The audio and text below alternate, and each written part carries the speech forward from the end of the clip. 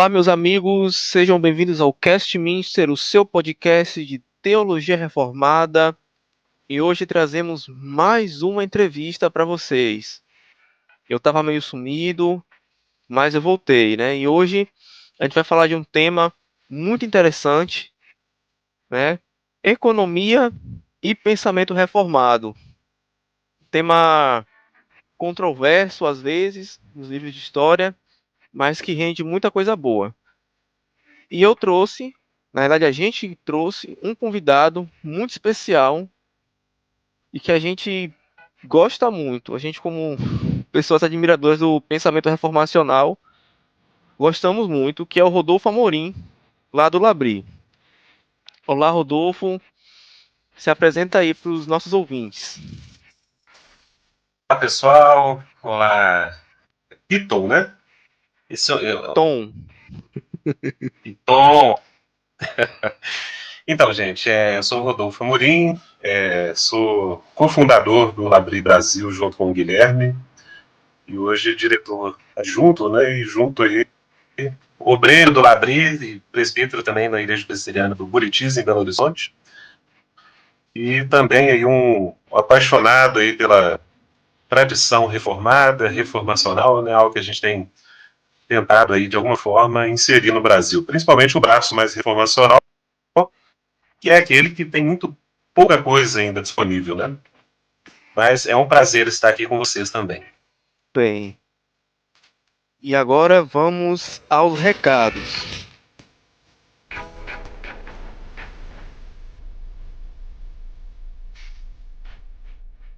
Participe do 20º Encontro da Fé Reformada em Manaus, de 12 a 15 de novembro de 2019, no Teatro Manauara Shopping, com o tema Onde está a Verdade? Pregadores: Augustus Nicodemos, Conrad Beuer, Elias Medeiros, Solano Portela e Jaime Marcelino. Junte-se a nós e aprendamos mais dessa verdade no 20º Encontro da Fé Reformada em Manaus.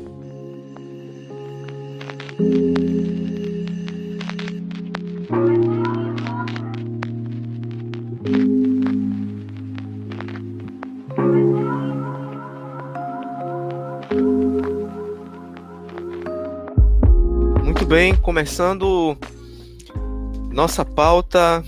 Primeira pergunta. Rodolfo, como Calvino via a questão do dinheiro, do comércio e também dos juros, sabendo que a Igreja Católica da época condenava a usura, condenava alguns tipos de lucro, e a reforma quebra um pouco com isso, né? Como Calvino, especialmente, né, como um dos fundadores da teologia reformada, pensava essas questões? Então, é importante esse contexto aí, né? Você já explicou algo dele, mas de fato, toda espécie de juros, né? A gente vê aí desde a Igreja século V em diante, né? Dialogando muito com a filosofia aristotélica sobre o dinheiro. Aristóteles chamava qualquer tipo de lucro provindo do empréstimo de dinheiro de tráfico, né? E que era algo a ser condenado em relação a alguém que seja virtuoso. E a Igreja condenou, né, interpretando passagens conhecidas do Antigo e do Novo Testamento, qualquer tipo de lucro em cima do empréstimo de dinheiro com o pecado da usura, né? E no Concílio de Latão, 1123, algo interessante em termos históricos, antes de entrar em Calvino necessariamente, e diz assim, né, dentro dos documentos do concílio, de que condenamos, além disso, aquela detestável e ignominiosa capacidade insaciável dos prestamistas. Prestamistas eram quem prestava dinheiro e cobrava juros. Rechaçada pelas leis humanas e divinas por meio da escritura do Antigo e Novo Testamento. Nenhum arcebispo, bispo ou abade de qualquer ordem, qualquer que seja a ordem ou clero, se atreva a receber os usurários. Então, assim, esse é o contexto de Calvino, né? Um tipo de relação com, principalmente, né, o acesso ao capital, eu vou explicar um pouquinho disso adiante, que simplesmente mantinha a economia sob uma digamos, uma sombra muito espessa, né, lançada por esse ensino que condenava qualquer tipo de empréstimo a juros como usura. Bom, gente, mas antes de falar especificamente sobre, né, o que Calvino pensava dos juros, é interessante que Calvino ele tinha uma visão muito ampla acerca do dinheiro, da economia, do lugar do dinheiro na vida do cristão em geral. Então, por exemplo, em um comentário que ele escreveu ao livro de Gênesis, justamente naquele versículo que é chamado Mandato Cultural, né, Gênesis 2,15, e tomou o Senhor Deus o homem que havia criado, colocou no jardim do Éden para o lavrar e cultivar. Calvino diz que nós deveríamos cuidar daquilo que nos resta da criação de Deus. E algo interessante que ele diz a respeito disso é que aquele que possui um campo, participante da sua produção anual, não deixe que o solo seja prejudicado por sua negligência, mas que trabalhe para transferir às próximas gerações da forma que recebeu, ou ainda melhor, cultivado. Mas Calvino tinha uma visão muito rica, que não é comum em outros reformadores, né, de que Deus nos deu a criação para que nós exercêssemos sobre ela o cultivo responsável. Então, o próprio princípio da mordomia cristã vem muito disso. Mas, atrelado a isso, né, esse trabalho que Calvino exorta os cristãos a terem em relação à criação, obviamente vai render frutos, né? Então, o dinheiro, como um modo de troca, né, é, na sua forma justa, o resultado de um cultivo criativo e responsável da criação. Então, ainda comentando sobre Gênesis 2,15, né, Calvino diz que ademais que essa economia e diligência em relação às coisas boas que Deus nos deu para desfrutar possa florescer entre nós, que cada um considere a si mesmo como um mordomo de todas as coisas que possui. Então, esse primeiro ponto, Calvino tinha uma visão muito, digamos, rica e generosa em relação aos frutos que esse cultivo da criação gera para os cristãos. E ele chama isso de economia, nessa forma de cuidar das coisas que Deus deu e que vai nos dar coisas para desfrutar e para também abençoarmos a outros. Então, assim, Calvino ele nunca teve nenhum tipo de visão negativa em relação ao dinheiro em si e até mesmo a possibilidade de alguém, digamos assim, acumular riquezas, né? Riquezas no sentido de que aquilo veio de uma forma justa, fruto de um trabalho criativo. Tanto que no comentário em Timóteo sobre a própria passagem de o amor ao dinheiro é a raiz de todos os tipos de males, né, Calvino faz um comentário de que não são as riquezas em si que Paulo menciona, mas o apego a elas, mesmo quando a pessoa seja pobre. Isso é muito interessante. Então Calvino ele era muito consciente da capacidade humana da idolatria. Então esses aspectos iniciais aí da teologia de Calvino, né, um lugar para a criação muito forte, né, algo que é, de certa forma, ausente em Lutero, né? Lutero, a ênfase dele é muito mais na cruz e na salvação, principalmente da alma individual. Já Calvino tem aí uma noção muito clara do lugar da cultura, né, o fruto desse trabalho exercido em cima da criação e seus potenciais.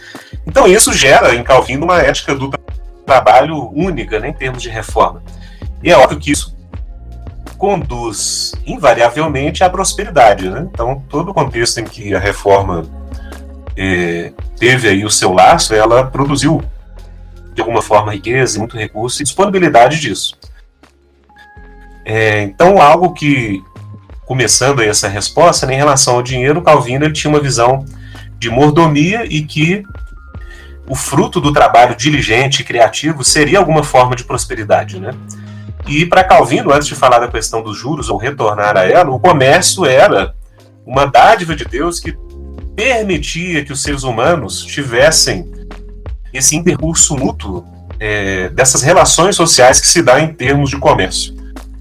Então a própria relação comercial e a relação de pessoas se encontrarem, né, com bens distintos para promover aí, seja o escambo, seja a compra e venda, era algo visto por Calvino como uma dádiva que promovia solidariedade entre os homens. Então, Calvino, de fato, lança bases aí que a economia moderna depois ficaria bem consciente, né, sobre a importância da diligência, da responsabilidade com os recursos escassos, com a nossa capacidade de trocas, né, e de promover nas relações sociais humanas o comércio, né, que eu diria que digamos, uma expressão social daquilo que a economia é. Eu tendo a não reduzir a economia a essas relações em si, né, como alguns contemporâneos fazem. Mas Calvino, então, tinha um pano de fundo teológico que a gente pode dizer já fornece uma base muito interessante daquilo que veio a se tornar a economia, né? Já em termos modernos, a gente vai falar de Adam Smith em diante, né? Não ignorando outras reflexões que já existiam anteriores, né, entre os escolásticos, mas Calvino, de fato, ele assume um tipo de posição de compreensão teológica do lugar do dinheiro, do cultivo humano e do comércio, que favoreceu aí a gente pode dizer, sem sombra de dúvidas, uma prosperidade econômica sem, digamos, rivais históricos, né? Sem exagero, a gente pode falar isso com certeza. Os países protestantes se tornaram muito prósperos em um curto espaço de tempo. Para aqueles interessados aí, eu até recomendo o livro do Simon Schama, né, o Schama, que é O Embaraço das Riquezas, que é justamente sobre a Era de Ouro da Holanda, que havia se tornado reformada em menos de 2 gerações. Um paizinho daquele tamanho, né, se tornou a nação mais próspera do mundo. E isso não é reconhecido historicamente, né, até porque o pessoal tenta atribuir essa prosperidade dos países protestantes mais ao colonialismo posterior do que, de fato, ao movimento interno de mudança de mentalidade, cultura, que gerou, de fato, uma ação renovada e prosperidade. Então, Piton, só arredondando aqui o final dessa pergunta, né? A questão dos juros para Calvino foi, então, fundamental, né? Eu costumo dizer que Calvino ele teve a genialidade teológica e, por temor ao Senhor, até por reverência às Escrituras, de produzir, até mesmo como um efeito indesejado, a abertura de várias esferas ou aspectos da vida cultural foram abertas por meio daquilo que Calvino, digamos, talvez de forma até inconsciente, né, colocou nos seus comentários, nas suas admoestações, nos seus sermões. E eu diria que a economia, então, ela foi aberta, né? Eu estou utilizando aí uma linguagem mais caipiriana, mas aí em retrospecto, porque, de fato, Calvino deixou com que a economia tivesse os seus princípios internos operando de forma muito importante, isso seja compreendido, relativamente autônoma, tá? Relativamente autônoma. Então, Calvino, de forma nenhuma, achava que a economia é um espaço de autonomia absoluta, mas que, de fato, alguns princípios internos da economia não poderiam estar sob a tutela do poder da igreja. E esse ponto dos juros é fundamental, né? Porque Calvino reinterpretou todo o conceito antigo de usura a partir de um novo olhar teológico, né? E hoje parece ser muito óbvio isso, né? Então, o que a Escritura condena não é que o empréstimo gere juros, mas é você se aproveitar de uma situação de fragilidade para lucrar em cima dessa situação. Isso é muito claro, né? Nas aplicações aí no Antigo Testamento, isso é muito claro em vários contextos. Então, o que Calvino fez de revolucionário, entre aspas, né, nesse sentido, foi permitir que pessoas que quisessem ter acesso a um capital pudessem ter o acesso a esse capital, considerando que eles pagassem por esse acesso ao capital, porque este acesso não é para alguém que está em uma situação de vulnerabilidade ou que precisa de um dinheiro emprestado. Na verdade, alguém que quer fazer com que esse dinheiro gere também recursos. Então, Calvino ele rompe com o pensamento aristotélico, o pensamento medieval, rompe até com Tomás de Aquino, né? E coloca isso, olha, gente, se o juro ele vem em virtude de alguém ter acesso a um capital para ele também lucrar no futuro, então não é de forma nenhuma injusto que ele tenha, digamos, um retorno em relação a isso. Então, isso aí, falando assim numa linguagem mais simples, né, para as pessoas entenderem, isso fez com que a economia fosse irrigada, né, com uma disponibilidade de capital que antes não existia. Ou seja, empreendedores que tinham talvez uma grande ideia, mas não tinham capital para ter acesso a isso, porque o acesso ao capital não era disponibilizado, porque ninguém iria fazer isso, sendo que não podia ter nenhum tipo de retorno. Então Calvino ele soube discernir muito bem o que é usura, que é o abuso desse tipo de disponibilização financeira, o que é a avareza e, digamos, o desejo insaciável pelo lucro. Então, para Calvino, não é somente a usura que deve ser condenada, mas também aquele que se utiliza desses empréstimos para lucrar de forma abusiva, mesmo em cima daquele que está querendo acesso a um capital.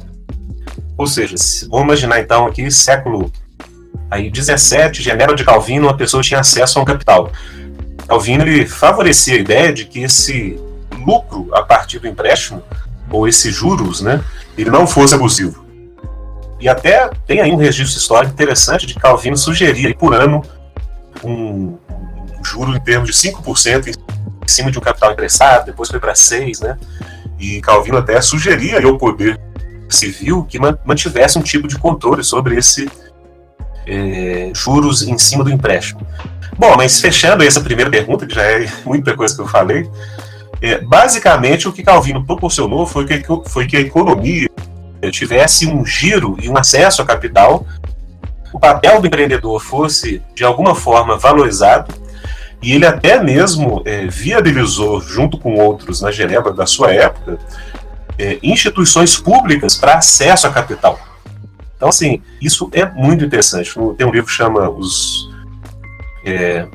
Conselhos Eclesiásticos de Calvino, né, o Calvin's Ecclesiastical Advice, que fala justamente isso, que Calvino proporcionou instituições públicas que favorecessem o acesso a capital e que isso gerasse novos empreendimentos, porque ele sabia que isso era bom para a prosperidade e para o bem comum da sociedade.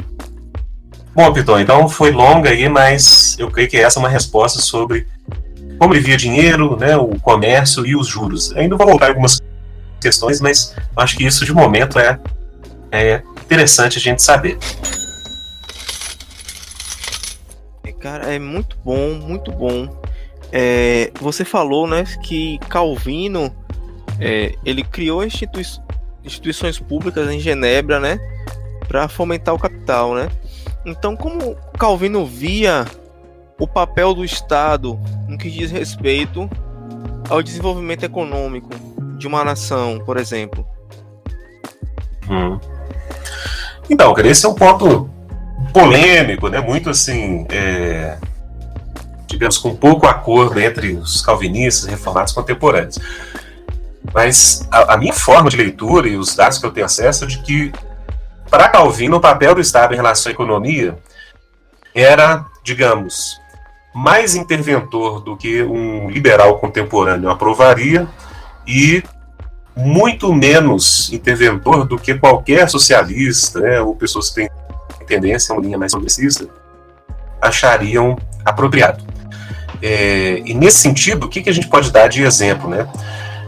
Calvino ele tinha uma clara noção de que o poder civil ele tinha uma esfera própria à qual ele deveria se conter, né, nas suas, no seu desejo de intervenção. E um parêntese muito importante aqui, lendo sobre a reforma em vários livros, e principalmente nos 500 anos, né, a gente está aí comemorando 502, mas algo que eu percebi muito interessante é que em nenhum outro contexto de reforma, seja luterana, seja de Zwingli, seja de Martin Bucer, seja a de Thomas Cranmer na Inglaterra, nenhum reformador conseguiu o que Calvino conseguiu, que foi estabelecer um tipo de divisa bem clara entre aquilo que o poder civil poderia fazer em relação à igreja e aquilo que a igreja poderia fazer em relação ao poder civil. Mais tarde, eu sei que a gente deve voltar nesse tema aí ainda nessa conversa, Kuyper chamou isso de soberania das esferas, né? Ou seja, Calvino ele conseguiu discernir nas escrituras que o Estado tinha um papel específico e que esse papel é o de promoção do bem comum na esfera pública, e isso incluía para Calvino, né, o Estado também, quer dizer, o Estado entendido, né, gente, aqui pré-Westfália, né, então não é o Estado moderno, mas era um poder civil que tinha aí o poder da espada, né, que sempre interferiu em questões religiosas, né, o modelo medieval era aí uma troca, né, de autoridades aí, variou muito aí durante o medievo, mas que sempre o poder civil entrava em questões além da sua alçada, e a igreja também, né? Então Calvino, ele de fato, ele cooperou muito para uma divisão entre o Estado e a igreja, que a igreja continua sendo profética em relação ao papel do Estado, ou seja, se os cidadãos são cristãos, então o Estado a função dele é, de fato, refletir o reino de Cristo. Então, por exemplo, né, vou dar aqui exemplos mais práticos para a gente ver como que isso, o que isso representava. Então, gente, para Calvino, o Estado não tinha poder de definir disciplina e excomunhão e doutrina interna à Igreja. Então, isso era muito comum na Reforma Luterana, era muito comum na Reforma de Martin Bucer. Bucer, inclusive, foi expulso de Estrasburgo por tentar isso lá, e os poderes civis o expulsaram. Então, esse abuso do Estado, de novo, gente, pré-moderno, pré-Westfália, em relação à Igreja, na Genebra de Calvino, isso teve uma configuração sem paralelos aí em outros contextos da Reforma Protestante, com certeza. No entanto, né, Calvino cria que o Estado tinha uma função de promover o bem comum, a justiça pública. Então, por exemplo, quando Calvino sugere aos magistrados civis de Genebra que fosse definido um limite de percentual de juros em cima de empréstimo, né, que foi entre 5% ao ano a 6,66% ao ano, então é óbvio que Calvino cria que o Estado tinha uma função em relação à economia, que um liberal, ou, né, entre aspas, um neoliberal contemporâneo, dificilmente concordaria. Por quê? Para Calvino, era injusto você permitir que certas instituições cobrassem juros abusivos. Então, para Calvino, havia alguma forma, além de somente, né, as relações espontâneas entre indivíduos de leis de oferta e demanda, havia algo além disso que poderia levar o Estado a promover justiça na economia, controlando, então, taxa de juros, né, algo que muitos discordariam, ou que até essa interpretação minha diriam que ela está equivocada, mas eu creio que historicamente é a mais fiel. E ele, de fato, tinha um interesse de que o Estado tivesse instituições. Então, essa instituição de fomento do capital para gerar empreendedorismo em Genebra Calvino basicamente dizendo que o Estado, sim, ele tem um papel em fomentar uma economia próspera, seja controlando os abusos na área da economia, ou seja, há um aspecto moral na economia para Calvino, um aspecto de justiça. A economia não é uma esfera autônoma. E, ao mesmo tempo, o Estado não deveria interferir, né, eu acho uma questão que a gente vai voltar, em o que as pessoas vão fazer com o seu próprio dinheiro, né? Ou seja, a prosperidade que cada um conseguiu ajuntar por meio da sua ação criativa responsável no mundo, não é uma tarefa do Estado você definir como isso vai ser utilizado. Então, assim, eu diria que Calvino hoje não estaria em nenhuma das frentes comuns de reflexão sobre o papel do Estado na economia. Então, ele respeitava o lugar do empreendedor, ele cria que o empreendedorismo era fundamental para que uma sociedade fosse próspera, e ele atribuía a prosperidade muito a esse cultivo dos potenciais de Deus na criação, né, como mordomos, ou seja, você trabalha, é dirigente, é criativo, tem ideias, empreende, você vai colher benefícios. Isso nenhum esquerdista progressista hoje tenderia a crer como algo bom. Então, ao mesmo tempo, ele achava que o Estado deveria ajudar a fomentar essas coisas sem exercer nenhum controle total sobre a economia. Então, o Estado tinha um papel meio que de mediador, né, entre a esfera privada e esse bem público, bem comum da sociedade. Bom, basicamente, acho que esse, né, é o papel básico que o Calvino conseguiu, de forma, como eu estou dizendo aqui, de forma incomparável na época da Reforma, promover em Genebra. Acho que não por acaso ele é o reformador mais estudado em relação à economia moderna, né? Acho que nenhum outro fez surgir tantas perguntas. Porque, de fato, o que ele gerou em termos econômicos na Genebra e nos experimentos reformados mais calvinistas posteriores, né? A gente pega a Holanda aí como um grande exemplo aí do século XVII, acho que é algo sem paralelos em termos históricos, na própria história da Igreja. Então a gente pode concluir que Calvino não acreditava que prosperidade era sinal de salvação, né? Porque sempre nos livros de história colocam isso, que Calvino acreditava que a pessoa ser próspera era condição para salvação, né? Sinal de que ela era eleita. Essa interpretação, acho que ela ficou muito popularizada por Max Weber, né? Olha, pode ser que num desenvolvimento puritano posterior, alguns cristãos, né, principalmente ali na Inglaterra, pudessem ter esse tipo de reflexão sobre a própria salvação, né? Eu tendo a crer que Weber, digamos, extrapolou o exemplo específico. Acho que por mais que tenha um registro histórico de cristãos calvinistas que tenham tido essa reflexão, isso de forma alguma pode ser atribuído ao calvinismo enquanto movimento e muito menos a Calvino e o seu ensino.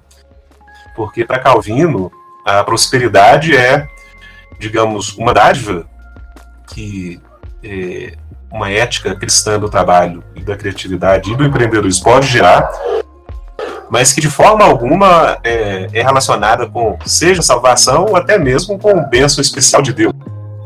Ele queria que isso era uma responsabilidade, na verdade, que Deus estava dando para você uma responsabilidade de compartilhar, né? Algo que a gente pode retornar. Mas, eu discordo totalmente dessas leituras históricas. Acho que é um desserviço aquilo que Calvino realmente representa em termos de pensamento econômico e pensamento soteriológico, né, em relação à salvação. Voltando um pouco à pauta agora, e também pensando um pouco no papel do poder civil, né?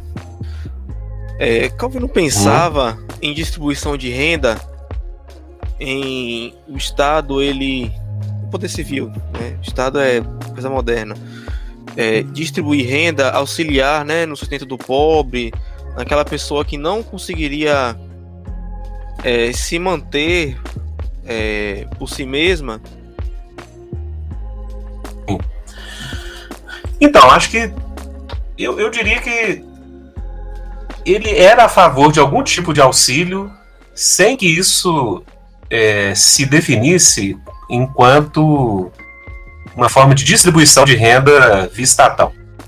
Então, assim, Calvino, de fato, ele contribuiu também para a criação de um fundo, né, de amparo aos pobres em Genebra, e isso tinha alguma forma de, digamos, gerenciamento público também, mas isso está longe de ser o que a gente hoje chamaria de um estado de bem-estar social, interventor, né? Então, primeiro, né, porque para Calvino o Estado, lembrando, gente, isso até Westminster, isso ainda é muito refletido, se você vê até a própria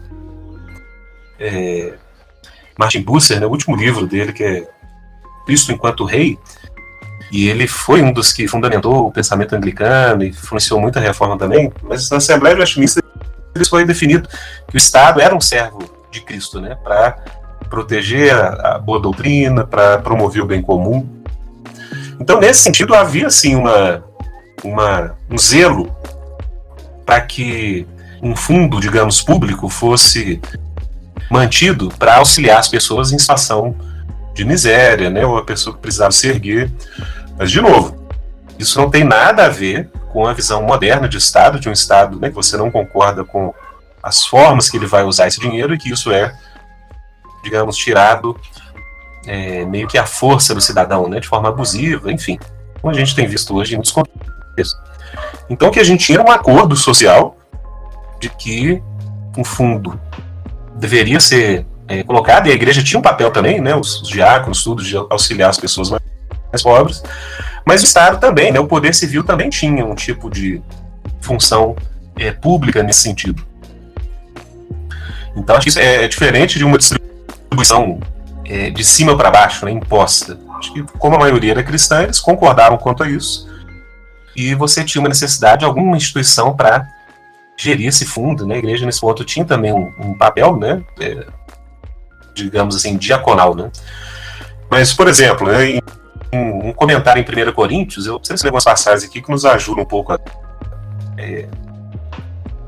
conhecer mais do que Calvino pensava, né? Então eu vou ler um trechinho aqui que fala muito sobre como ele pensava o uso da prosperidade, né? Ele diz o seguinte: Nosso Senhor estabeleceu uma partilha entre nós, de modo que é impossível alguém se contentar apenas consigo mesmo. Isso é ser suficiente para si mesmo.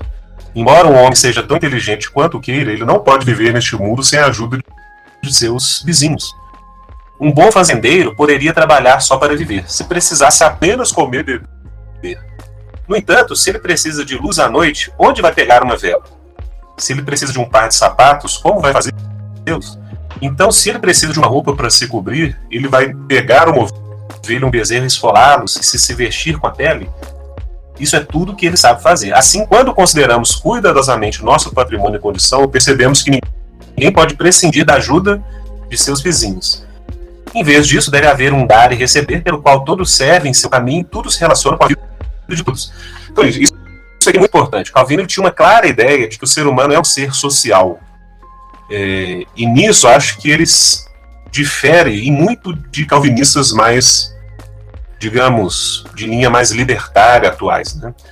Então, para Calvino, a natureza humana é social e, por isso, há uma necessidade de se compartilhar. Agora, é claro que isso, digamos, é gerado nas pessoas por meio da exortação e da fé, né? Não é algo imposto por um Estado que é alheio, como é hoje. Então havia ali uma proximidade entre o poder civil e os próprios cristãos. A maioria dos governantes era, de fato, temente a Deus. Então, nesse sentido, há um distanciamento entre aquilo que a gente vê hoje como o Estado moderno, né? Porque o Estado moderno ele é muito alheio ao que muitas pessoas creem. Mas Calvino cria, de fato, que se alguém prospera, é quase, digamos assim, diante de Deus, é quase realmente um dever que você disponha dos seus recursos, dons, talentos, prosperidade para aqueles que não têm. Então isso são até trechos que muitos aí da esquerda usam Calvino, né, como se fosse quase um socialista, mas é bem distinto daquilo que a gente chama um socialismo de via estatal hoje, né? Então Calvino ele termina esse trechinho, acho que interessante a gente fechar essa reflexão, diz o seguinte: em vez disso, ele deve haver um dar e receber, pelo qual todos servem seu caminho, tudo se relaciona com a vida de todos, agora que percebemos que Deus criou a humanidade de tal maneira que devemos unir forças. Ninguém poupando o que pode fornecer, mas, ao invés disso, trazendo tudo o que pode para servir ao bem comum. Isso não deve nos incitar a tal compartilhamento.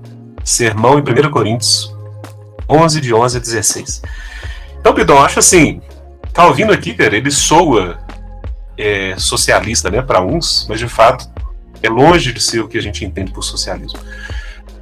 Mas Calvino, de fato, distante de muitos calvinistas de cunho mais individualista e libertários, ele sempre teve uma consciência muito clara de que nós somos seres profundamente sociais. Então a prosperidade, os dons, os talentos devem ser compartilhados. E isso tem a ver com distribuição de renda, mas não imposta por um poder estatal, né? Então o Estado, assim, o poder civil da época tinha algumas instituições como essa de fomento público, né, de fundo para suprir necessidade de pobres, mas era algo aí que vinha de um entendimento muito bíblico de como lidar com a prosperidade que Deus nos dá. A gente tinha falado um pouco antes, né, dado uma pequena passada na questão dos puritanos, né, que são calvinistas, né, que estão em um período muito posterior a Calvino, quase 100 anos depois. E onde a gente pode pensar, né, que esses calvinistas posteriores rompem com Calvino. A tradição neocalvinista, né, ou reformacional rompe com algum aspecto do pensamento econômico do reformador? Sim. Então, Vidal, acho que essa pergunta, assim, ela tem vários desdobramentos, né? Porque assim, os puritanos são um grupo específico, né? Os neocalvinistas, eu diria que são uma outra expressão, né, do calvinismo clássico, aí, que a gente pode dizer. Eu tendo a ver, de forma assim, geral, que os puritanos, eles tenderam, no meu modo de ver, a desassociar a ênfase que Calvino dava, né, desse senhorio de Cristo sobre todas as dimensões, né, de que havia uma manifestação pública da fé, e isso tinha até desdobramentos para o próprio poder civil, né, para a economia, para as artes, né. Calvino promoveu aí teatro, né, em Genebra. Você tinha peças de milagres, que é uma extensão de uma tradição até medieval, né, e Calvino não somente permitiu, mas ele promoveu isso em Genebra, algo que os puritanos foram muito contra, né. Você tem livros aí de mais de 1000 páginas dos puritanos condenando teatro. Então, até um dos últimos puritanos, né, que é o R.T. Kendall, que estava na Abadia de Westminster em Londres até poucos anos, ele tem um livro, um artigo sobre a transformação puritana de Calvino, né? E o argumento dele eu acho que pode ser aplicado também à economia. Eu acho que os puritanos tenderam a reduzir muito a aplicação do evangelho. Eu posso estar sendo injusto aqui com muitos dos puritanos, né? Mas tendeu a reduzir a uma aplicação muito moral do evangelho, né? Uma vida de piedade que eu acho que se aproximava mais daquilo que era típico dos anabatistas na época da Reforma do que necessariamente Calvino. Então acho que a própria secularização do Ocidente teve um pouco da cooperação dos puritanos, né, de, digamos assim, fechar um pouco a aplicação do evangelho mais no contexto da piedade pessoal, né, da salvação, a própria ideia do réprobo, né, que estaria fora aí de qualquer tipo de aliança ou de bênção de Deus. Acho que há uma recusa no meio puritano forte do conceito de graça comum, até hoje, né? E isso acho que tem aplicações na esfera da economia, né? Eu, pelo menos, não conheço tradições puritanas, posso estar sendo injusto e por desconhecer mesmo, mas que, por exemplo, produziram instituições de fomento de capital, de acesso a capital para os empreendedores, né? Essa ideia é muito clara de que o cultivo dos potenciais da terra vai gerar prosperidade, que isso tem, enfim, uma noção bem comum. Então, assim, eu diria que até pelo fato dos puritanos serem, em alguns contextos, não conformistas, né, serem até perseguidos, como no contexto inglês, isso ter levado também, por exemplo, à colonização dos Estados Unidos, talvez isso tenha feito, no movimento puritano, a ênfase ser muito direcionada para a salvação individual, né, para a visão da eternidade. Ou seja, finalizando, eu penso aqui dos puritanos nesse sentido. Eu creio que o puritanismo tendeu a reduzir a aplicação de princípios bíblicos para a esfera pública no que diz respeito à economia. Então eu acho que isso ficou muito restrito ao uso pessoal, individual dos cristãos em relação aos seus bens, mas perdeu de horizonte aquilo que Calvino tinha, que era de fato uma... Bom, o fundamento era teológico, a gente pode dizer que Calvino tinha uma teoria econômica, né, sobre como a sociedade deve operar em termos econômicos, né? Ela é incipiente, mas existente. Então, assim, eu acho que o puritanismo, nesse sentido, falhou. E, no meu modo de ver, talvez isso explique por que muitos puritanos contemporâneos têm uma tendência muito forte de abraçar um tipo de liberalismo clássico em termos econômicos, né? Isso, para mim, é uma expressão clara de, digamos, uma repartição da vida e da espiritualidade, um tipo de entrega para o secularismo da forma que nós entendemos a economia, né? Então, assim, eu pelo menos sou muito contra um cristão de pegar, por exemplo, todo o pacote aí de economia clássica, ou escola austríaca, ou o liberalismo aí de Milton Friedman, ou os libertários, né, norte-americanos, e achar que isso reflete de alguma forma o princípio cristão para a economia. Eu não vejo isso. Acho que Calvino ele tinha muito mais visão direcionada ao bem comum, o papel do Estado também em promover justiça na dimensão econômica, né? Então, nesse sentido, há um lugar aí para alguma espécie de intervenção para um Estado que reflete uma visão cristã. Então, acho que Calvino está muito longe aí desse sentido. E é óbvio que no meio puritano é muito difícil você ter qualquer expressão mais progressista ou socialista, né? Então acho que nem convém falar sobre isso. Em relação ao neocalvinismo, eu sou meio um aficionado, né, do neocalvinismo. Eu tenho a tendência de crer que ele se aproxima mais de Calvino em relação à economia, tá? Por quê? Justamente porque o neocalvinismo se recusa a deixar com que algumas áreas de atividade da sociedade sejam consideradas autônomas, né, com leis próprias, isoladas de qualquer relação com as outras dimensões, né? Então, por exemplo, se você vê já em Kuyper, há uma preocupação muito forte, né, com a questão social, né? O primeiro congresso social cristão, onde os efeitos do capitalismo pós-revolução industrial são debatidos amplamente, no movimento kuiperiano na Holanda, né? algo interessante que, na história do Labrie, a gente foi para a Holanda, conheceu muitos cristãos holandeses e a história do Kuyper de forma mais aprofundada. Então, por exemplo, um dado histórico interessante. Quando os marxistas chegaram na Holanda para mobilizar a classe trabalhadora proletária a fim de atingir aí o comunismo, né, os trabalhadores não deram a mínima bola à época. Por quê? Porque eram os calvinistas holandeses, os neocalvinistas, que fundaram os primeiros sindicatos na Holanda. Então, o maior sindicato da Holanda por mais de 40 anos foi o Patrimônio, né, que era um sindicato bancado por cristãos calvinistas.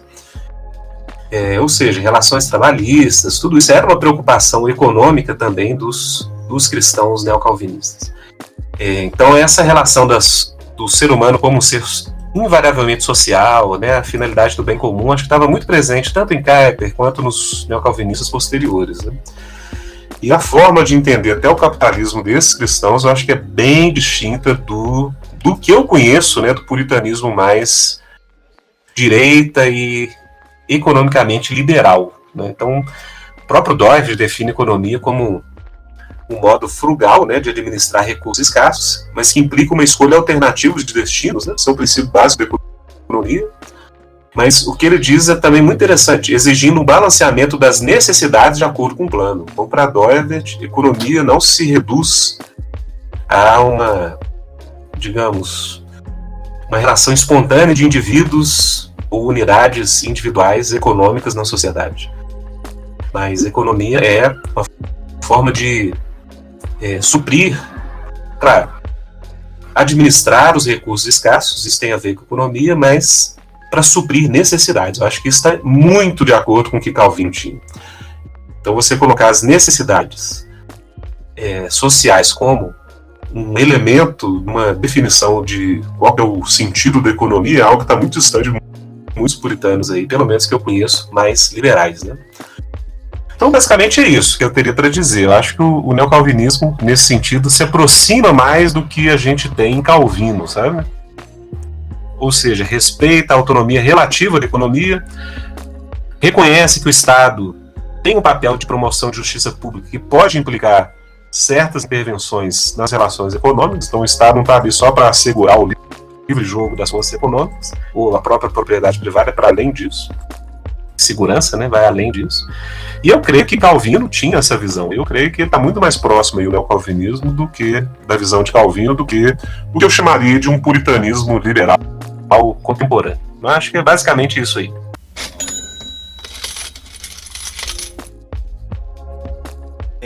O protestantismo, né, e mais especificamente o calvinismo, foi apontado por alguns autores, né, como Max Weber, como motor, né, da secularização. Digamos, o calvinismo foi um dos motores para que o transcendente saísse da religião, né, fosse uma religião mais imanente, mais individualista, né. Segundo Weber, Carl Jung, o calvinismo aprofundou o materialismo no Ocidente, né, o que teria levado esse quadro de capitalismo, ganância, individualismo. O que a gente pode dizer dessas análises, né? O calvinismo pode ser tido como o pai do capitalismo? Então, eu creio que existe uma multicausalidade para o capitalismo, né? O que isso quer dizer? Eu acho que o protestantismo, ou o calvinismo especificamente, criou algumas condições que vieram a, digamos, cooperar para o capitalismo, mas eu nego assim veementemente que há tanto uma causalidade direta quanto uma correlação muito bem estabelecida. Ou seja, eu estou muito aí junto da tese do Bob Haldsver, né, que é um economista cristão mais de viés neocalvinista, e um livro dele está até em português, o Capitalismo em Progresso. Ele define o capitalismo não em termos de marxistas, né, da detenção privada dos meios de produção, mas ele define o calvinismo mais em termos de um ídolo, ou seja, a esfera econômica da sociedade, os atores econômicos, as relações econômicas ganham um tipo de liberdade, focalizam um nível de expectativas de solução dos nossos problemas que torna, na verdade, a economia um grande ídolo. E isso acaba violando normas sociais, normas morais, normas eclesiásticas, a família sofre. Ora, nesse sentido, eu acho que o calvinismo está longe de ter relação com esse capitalismo, né? E o próprio Bob Hutzler, ele sugere que isso é consequência direta do deísmo inglês, né? E do humanismo secular que surge na Renascença e que desemboca em termos econômicos aí no pensamento, né? De como pessoas como o próprio Adam Smith, né? Todo o conceito do Smith de moralidade, a forma que ele via as relações individuais na sociedade está muito por trás do que a gente chama de capitalismo clássico. Então é óbvio que você favorecer o lugar do empreendedor, favorecer o empréstimo, a disponibilização de capital a juros, você dá certa autonomia para a economia, favorece o que a gente chamou de capitalismo. Então há uma certa relação com o protestantismo. Mas o capitalismo, na sua expressão mais pura, eu diria que não é, ou não tem origem ali. Só para dar um outro exemplo, não ficar só no Bob Hutzler, né? O próprio Rodney Stark tem um livro chamado Victory of Reason, onde ele atribui a um sociólogo cristão católico norte-americano importante, e ele tem um tipo de leitura assim também. Ele acha que o capitalismo, e o Rodney Stark é um defensor, digamos assim, empolgado do capitalismo, mas ele atribui o capitalismo muito aos movimentos das comunidades judaicas e principalmente, algo que a gente sabe pouco, né? Aos movimentos monásticos. Para ele, os monastérios se tornaram unidades econômicas fundamentais para fazer surgir o que ele chama de capitalismo.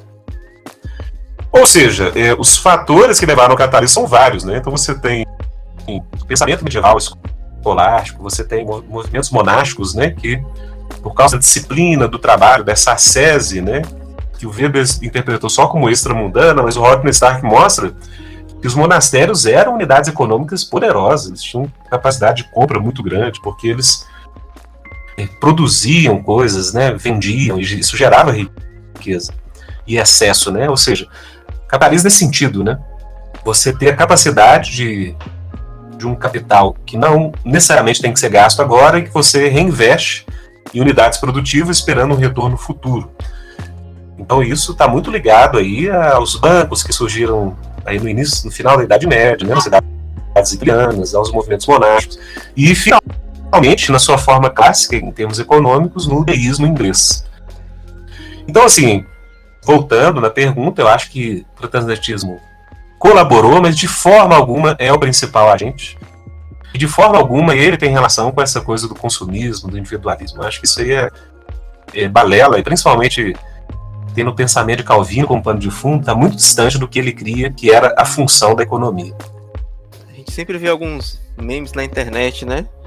Dizendo que Calvino foi o pai da teologia da prosperidade, né? Os puritanos foram os pais da teologia da prosperidade por serem extremamente individualistas, pensarem em uma vida ascética e guardar para prosperar. É isso aí, né? Então, não, discordo, cara, discordo. Eu diria assim, Calvino, ele, digamos, originou uma teologia que gerou muita prosperidade, mas isso não tem nada a ver com a prosperidade, a teologia da prosperidade, né?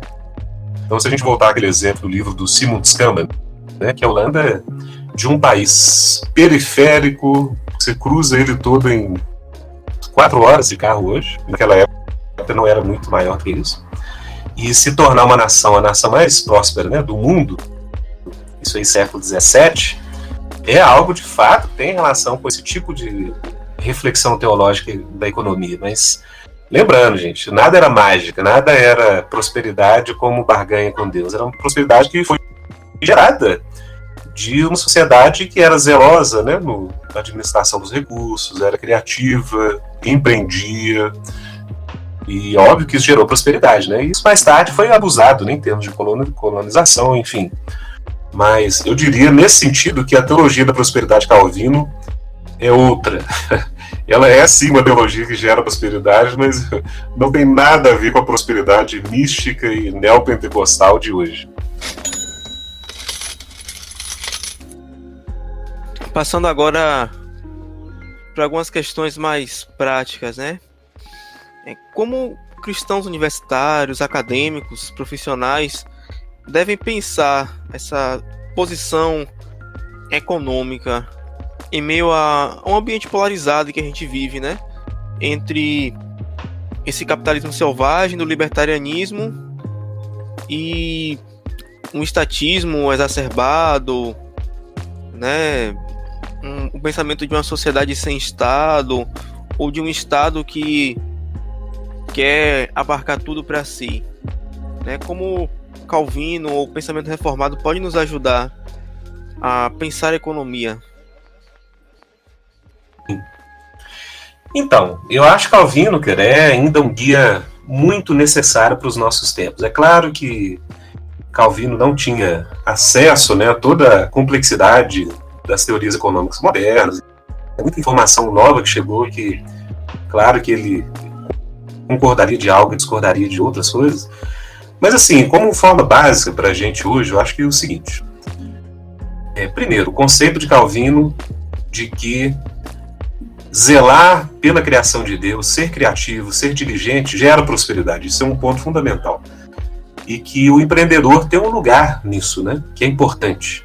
Então, acho que isso, para quem aí ama, né, o discurso mais libertário, Calvino, sim, estaria a favor desse discurso nesse sentido. Então, gente, é uma sociedade que valorize o lugar do empreendedor, né? Que não o julgue ou condene só por ser alguém que tem uma ideia, investe em uma visão, né? A gente vê que a sociedade brasileira hoje, quem está no poder hoje tem uma visão diferente disso, mas por muitas décadas a gente ficou naquela coisa que empreender no Brasil era um esforço hercúleo, né? Porque o Estado sempre estava você era condenado até que provasse o contrário, né? Então, você não tinha nenhum tipo de boa fé para com o empreendedor. Então, Calvino favorece muito isso. Tendo dito isso, a gente tem que lembrar que para Calvino, gente, nós somos seres sociais por graça e por atribuição divina. E nesse sentido, Calvino era muito sensível às questões sociais. E Calvino claramente exortava os cristãos que eram prósperos a sempre utilizar isso para o benefício do bem comum. E isso, gente, não no sentido só de caridade individual, como muitos aplicam hoje.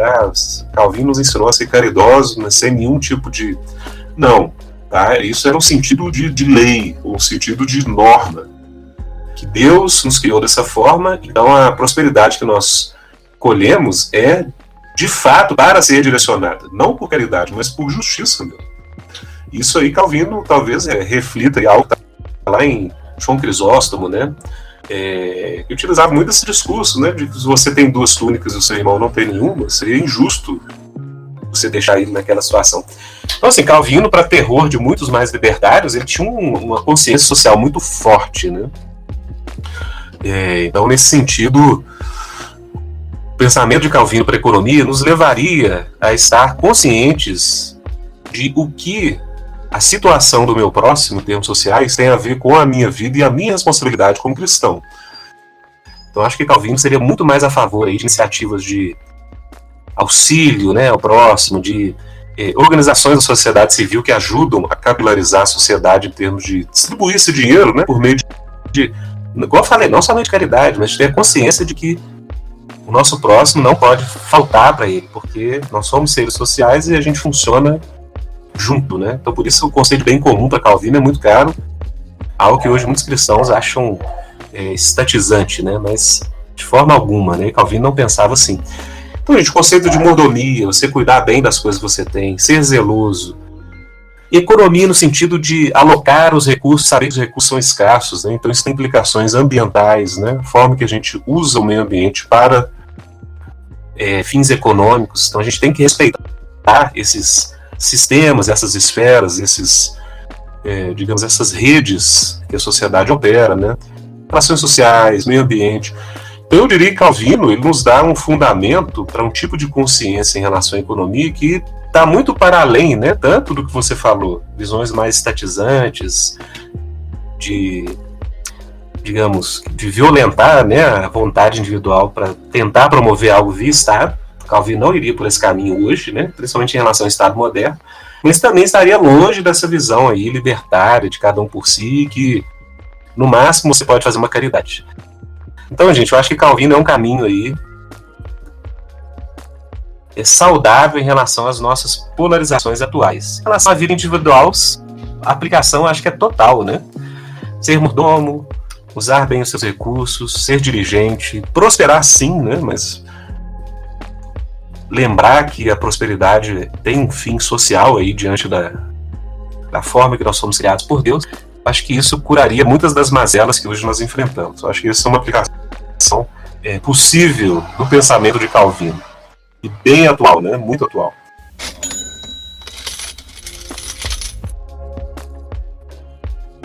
E partindo para, digamos assim, a vida de igreja, né? Quais aplicações úteis desse pensamento econômico reformado para a vida de igreja, né? Como as finanças podem ser um instrumento de bênção para a vida dos membros, né? Das comunidades locais. Então, acho que estendendo isso que eu falei, tem muitas aplicações na igreja, né? Por exemplo, a igreja eu acho que passou da hora, né? Muitas têm retomado isso, mas de ensinar como Calvino que tudo que está sob a nossa ação, né? O poder que cada um de nós tem, mesmo que for numa esfera muito estrita, mas tudo isso vem de Deus, tudo pertence a Deus. Eu acho que a soberania de Deus, a glória do Criador tem que ser retomada, sabe? Então, assim, ensinar ao cristão que os seus talentos devem ser desenvolvidos, que a gente tem uma responsabilidade de cultivar a criação, isso implica produzir cultura. Então, o cristão ele tem que empreender em diversos setores, não somente na economia, mas artes, promoção de bem-estar social, justiça, prevenção lógica de produção de conhecimento, enfim. Isso é fundamental. Essa retomada da noção de vocação, de senhorio de Cristo sobre todas as coisas. E um outro princípio que a igreja tem que nos ensinar, né, e ensinar porque é bíblico, é de que tudo que nós temos é uma mordomia ao Criador. Lembrar que nada é posse de nós mesmos, né, mas a gente deve dispor o que nós temos aquilo que o Criador tem diante de nós. Em relação à família, aos próximos, em relação à sociedade mais ampla, bem comum, né, algo que é fundamental.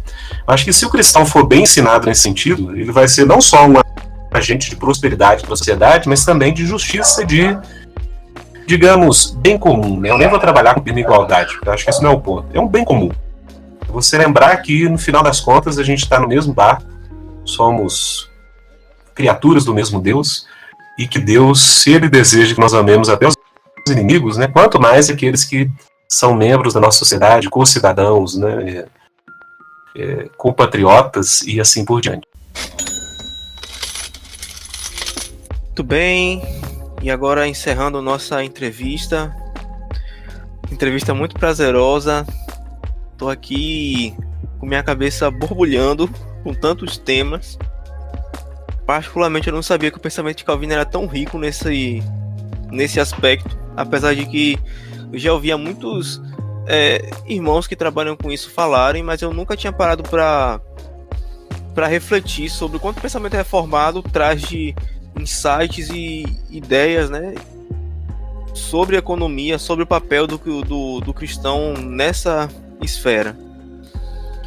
E para a gente encerrar, Rodolfo, eu gostaria que você recomendasse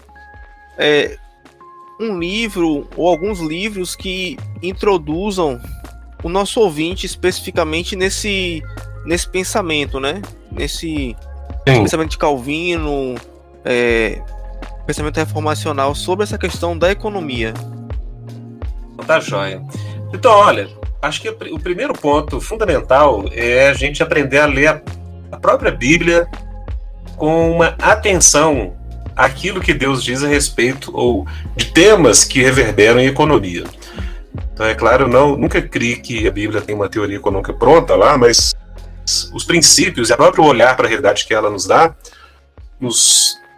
orientações muito básicas e importantes para a economia.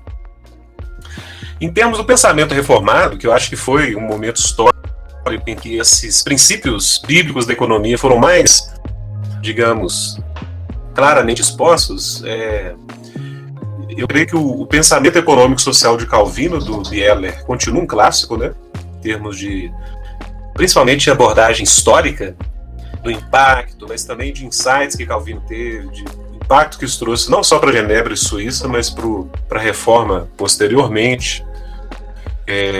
Um outro livro que eu indico é o Calvino e o Comércio, do David Hall e do Matthew Burton, e a editora, os dois pela cultura cristã. Que ele bebe muito de Beller, mas ele tem aplicações muito específicas e importantes. Uma leitura do capitalismo, uma visão bem assim ampla de economia em termos históricos, que eu sugiro nessa linha, do Bob Woodsworth, que saiu pela editora Ultimato, chama Capitalismo em Progresso. No meu modo de ver, a melhor leitura histórica e a melhor caracterização do que é o capitalismo em termos protestantes, né, já é um viés neocalvinista, mas como eu disse aí no podcast, eu creio que está muito próximo realmente do que Calvino pensava. E é claro, gente, uma biografia do Calvino, né? Então eu sugiro aí a vida de Calvino do McGrath, que dá um pano de fundo histórico muito importante para entender esse momento. Eu acho que esses seriam, de momento, assim, as indicações que eu teria para dar.